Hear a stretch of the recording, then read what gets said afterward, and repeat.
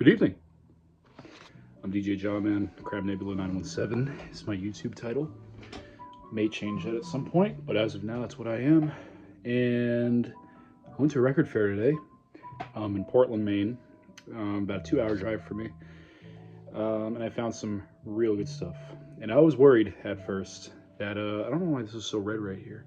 It's really hot in here. I'm a New Englander, so 70 degrees is like very, very warm. But anyway, I went there and I was between doubts, and either I was doubting it or I was optimistic about the type of stuff I'd find at this record fair.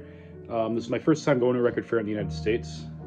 I plan on doing a video talking about my experiences when I was in Europe, and I went to a few record fairs, but I was kind of comparing those experiences to what this experience would have been.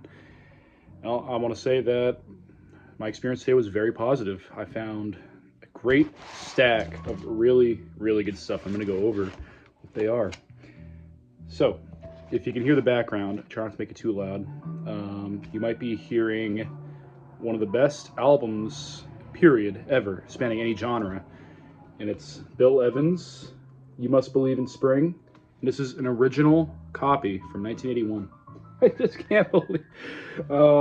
just can't believe I wanted this for so long. It was unreal.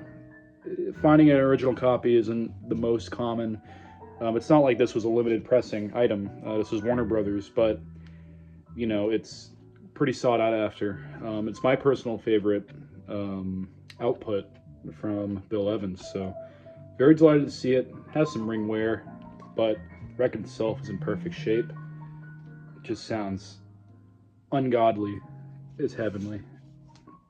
But yeah, this was his last album before he passed away. He had some posthumous releases, of course.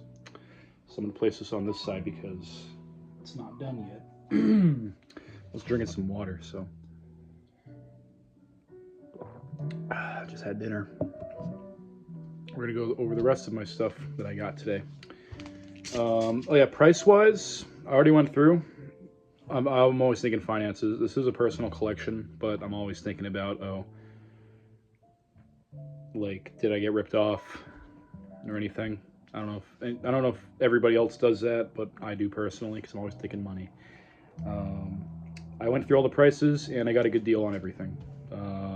Most of it was like fair price. I didn't get any crazy deals, but I did find some really good stuff. But this next one, I actually never heard of this musician. She may be super famous. I don't know. Sybil. It was in an R&B section. I thought it looked really cool. Looked at the year. I like late 80s throughout the 90s R&B, especially female singers. And this is from 1989. So I picked it up. It was only $8, I believe, or $7. Something cheap like that. So I was like, screw it, I'll get it. So this could be probably the next one I listen to. Next up, I found this.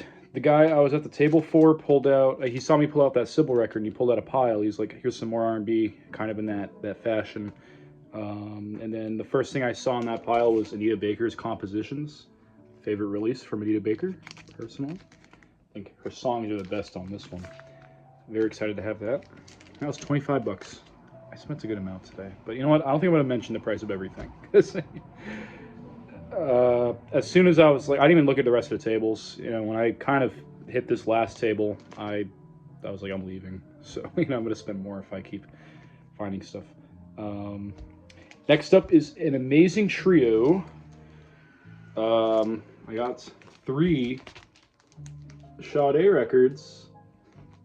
Very impressive. My favorite album of hers is Promise. First one I saw, grabbed it. They're all in shrink wrap. Actually, wait, this one's not.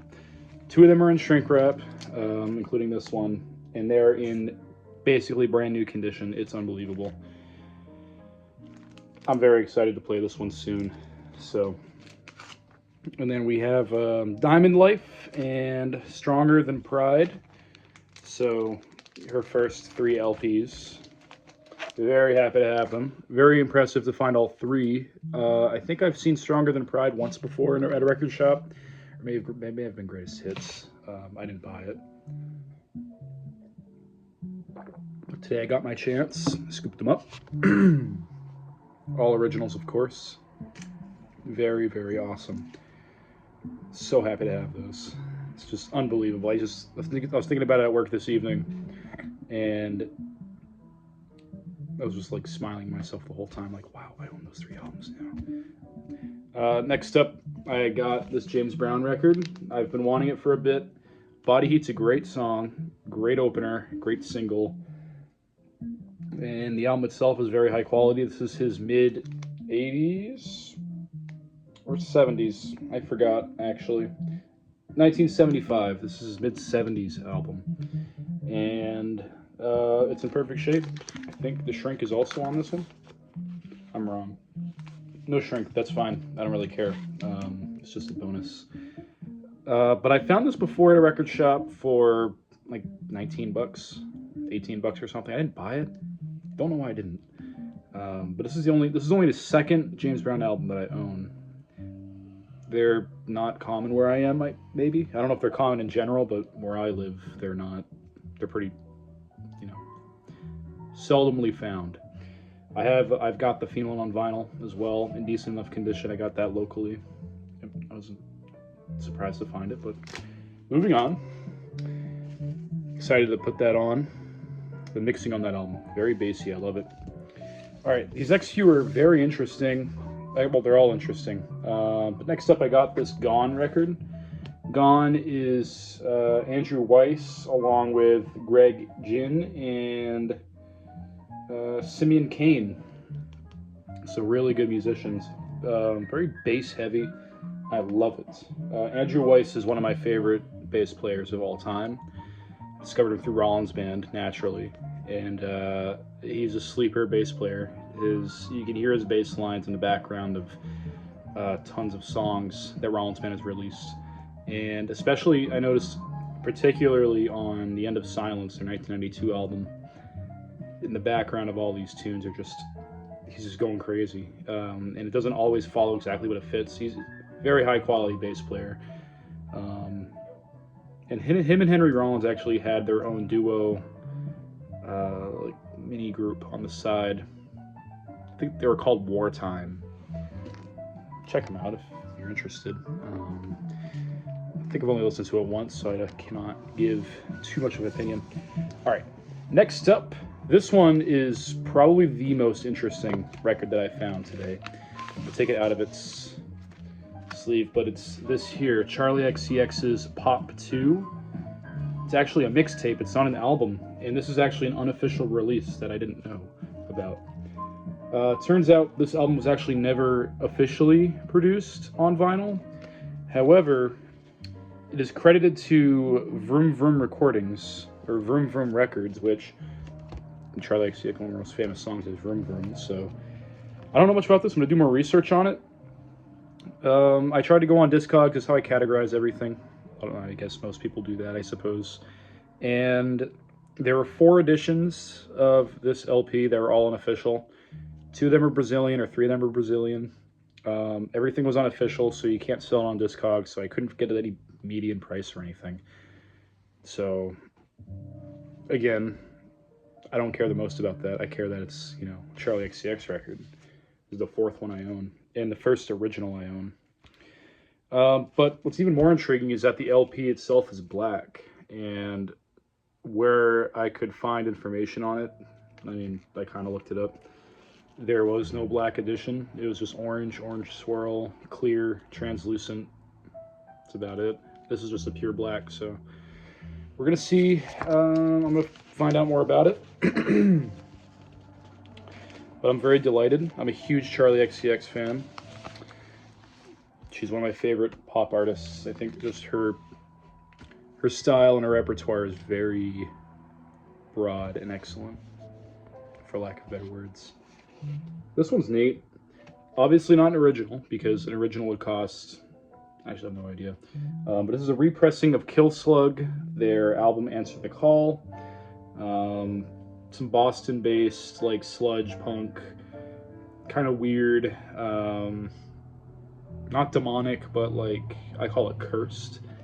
But it's really cool. It's actually a really great record. You know, pressed on Tang. And I know that the lead singer, um, you know what? I'm not even going to mention it because I might be just screwing up. And I'm pretty sure the vocalist is the same as the vocalist from Groinoids, or it could be Mongoloid is the same, which is like this other Boston-based band. It's either Mongoloid or I think it's Mongoloid actually. I don't know. I don't want to spread misinformation or anything. Good album though. Really enjoyed listening to it. All right, there's two left here. I have Nation of Ulysses, 13-point program to destroy America. This is a Lookout. Discord Records, actually, not Lookout. That's close. Nation of Ulysses, they're a band. They had some stuff on K Records, pretty sure. They were all pretty close. The lead singer of this band was in this great film. This excellent film, this indie film that came out in the 90s called Half Cocked. And it's about this band, well, not really a band, but these group of kids. They steal a tour van and pretend to be a band, and they travel around the Midwest, pretending to be a band called Truck Stop. Ian Svenonius features in that film as one of the real bands, and it has an amazing soundtrack. Unwound, Versus, Crane, loads of good stuff. So it's not the most obscure film, but it is certainly not the most well-known. But the soundtrack, as I said, is amazing, and the movie itself is actually really good for what it is. I think it's all in black and white. But yeah, he also did Ian Svenonius is the lead singer. He also, in the frontman, he did this short interview series on, oh gosh, I actually forgot what the channel is, but it's on YouTube, and he interviewed Jay Mascis, he interviewed Thurston Moore and Kim Gordon, he interviewed Calvin Johnson, the guy who runs K Records. Really cool interviews. But yeah, glad to have this in really good shape. All these records I have today are just like in basically perfect condition. And maybe not this one. And I guess the Bill Evans sleeve's a little ring worn. But anyway, last one I got today is a 10-inch Avail live at King's Head Inn.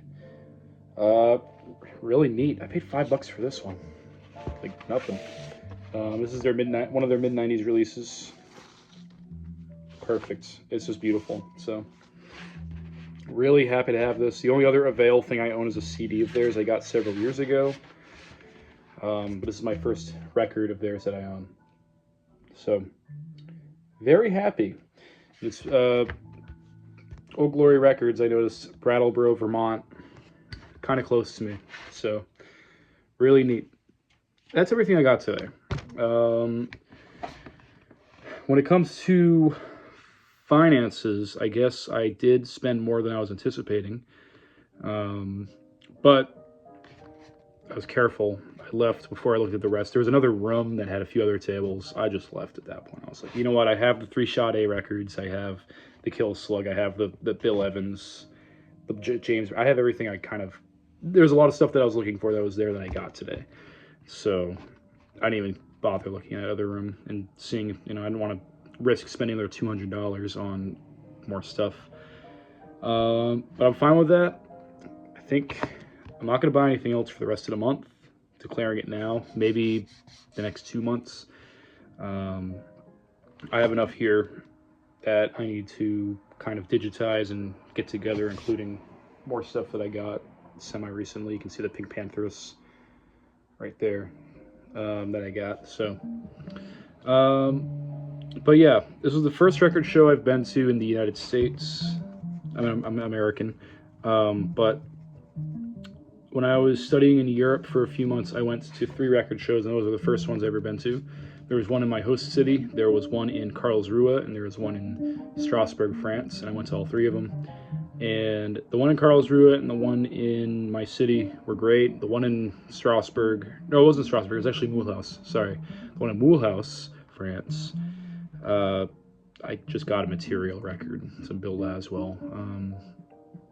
But, you know, in comparison to those, this one, it was very high quality, and that was just in Portland, Maine.